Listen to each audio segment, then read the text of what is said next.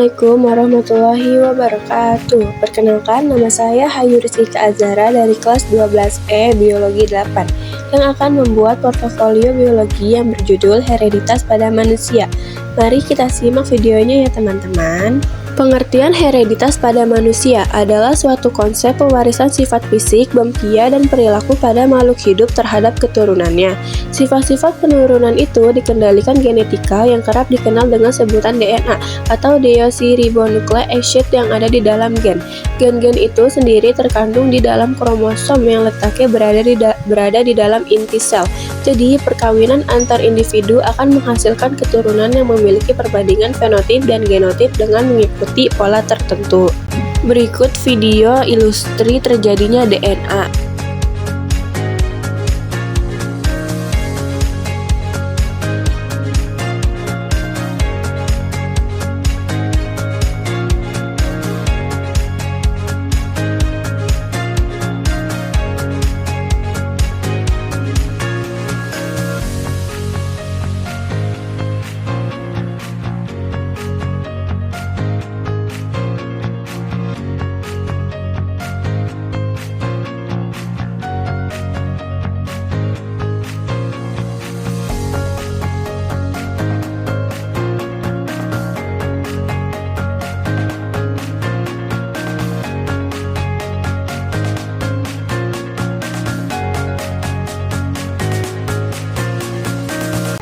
Ciri-ciri hereditas pada manusia adalah sifat-sifat yang diturunkan dari orang tua kepada anaknya, seperti golongan darah, jenis kelamin, rambut, mata, lidah, dan bibir.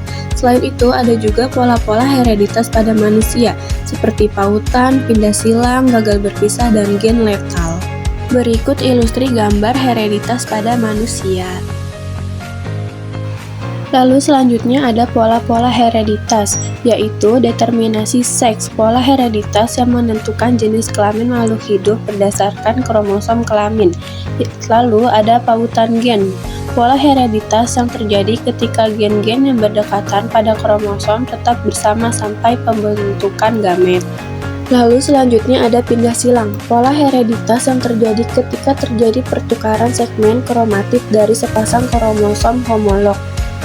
Lalu ada gagal terpisah, pola hereditas yang terjadi ketika pemisahan kromosom tidak mulus sehingga sel anak kelebihan atau kekurangan kromosom.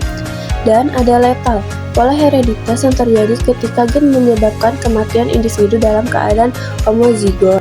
Berikut adalah contoh gambar pola-pola hereditas pada manusia. Lalu selanjutnya ada dua jenis penyimpangan hereditas. Yang pertama yaitu penyimpangan karena reaksi genetik. Adalah penyimpangan pada persilangan dihibrid pada keturunan kedua akan mempunyai perbandingan fenotip, tetapi dalam keadaan tertentu tidak berlaku. Dari beberapa percobaan, ternyata ada penyimpangan hukum Mendel. Hal itu dapat terjadi karena adanya interaksi antar gen atau suatu gen dipengaruhi oleh gen lain untuk memunculkan sifat tertentu, sehingga menyebabkan perbandingan fenotip yang keturunannya menyimpang dari hukum Mendel. Keadaan ini disebut penyimpangan hukum Mendel. Jenis penyimpangan hereditas yang kedua adalah penyimpangan karena reaksi alel, dipengaruhi karena terjadinya reaksi antar alel. Alel dominan tidak dapat menutupi alel resesif sepenuhnya. Akibatnya individu heterozigot bersifat setengah dominan dan setengah resesif.